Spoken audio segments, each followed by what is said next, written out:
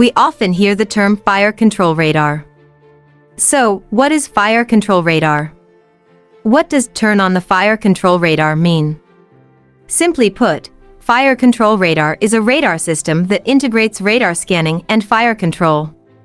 In a non-combat state, fighter jets need to be particularly cautious when turning on the fire control radar, and are even strictly controlled.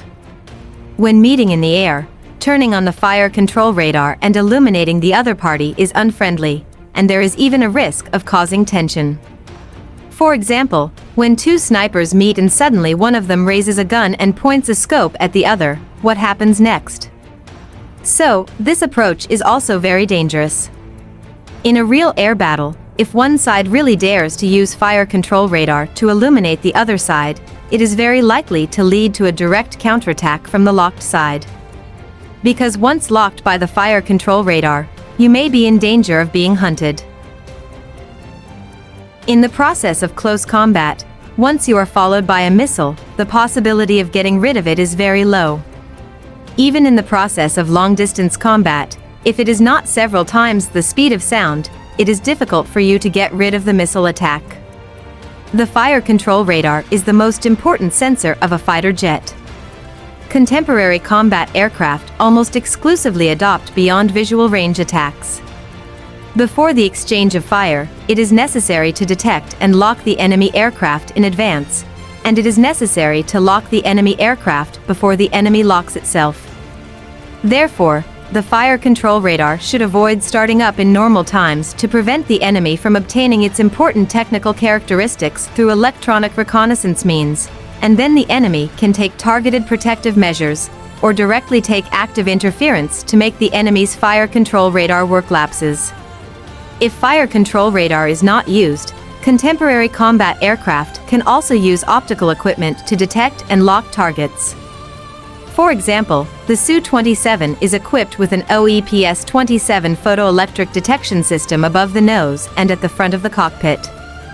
This detection system can lock targets 40 kilometers away based on infrared characteristics. The F-14 fighter is equipped with an AAX-1 TV tracking system under the nose, which can track large aircraft 90 kilometers away when used with the IN/ALR-23 infrared search and tracking system. As far as the current air combat mode is concerned, the farther the radar detection distance is, the safer you will be.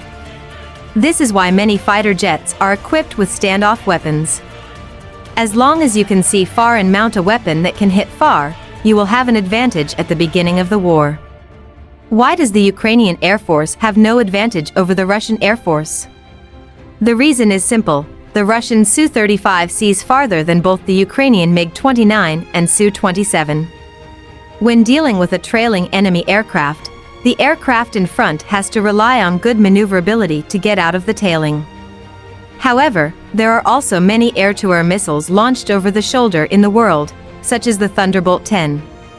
The over-the-shoulder launch capability means that the missile turns its flight direction 180 degrees after detaching from the pylon of the carrier aircraft and starting the engine, and flies over the wing of the carrier aircraft, so that it can attack targets behind the carrier aircraft.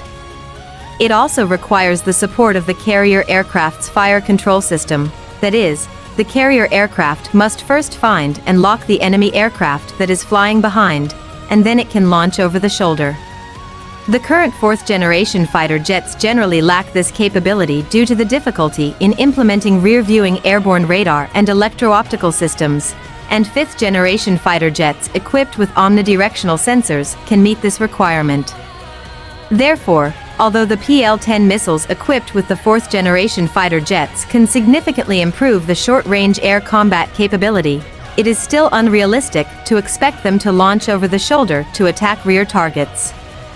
The importance of fighter jets to modern warfare is self-evident. This is why Ukraine is asking Western countries for F-16, Gripen and Typhoon fighter jets. In the absence of air superiority, it is basically impossible for Ukrainian ground forces to drive the Russian army out of Ukraine. Now, where is the Russian regular army? Doing what? You know, it seems that it was Wagner's army that attacked Bakhmut. Did the regular Russian army go to the rear to build fortifications? Now, the task of the Russian army is very clear, which is to consolidate the controlled area and increase the cost of the Ukrainian army's counterattack. If Ukraine has enough fighter jets, they can carry out direct strikes on the Russian rear. At present, Western countries are still very firm about Ukraine's pursuit of more fighter jets, and they do not intend to provide Ukraine with F-16 fighter jets.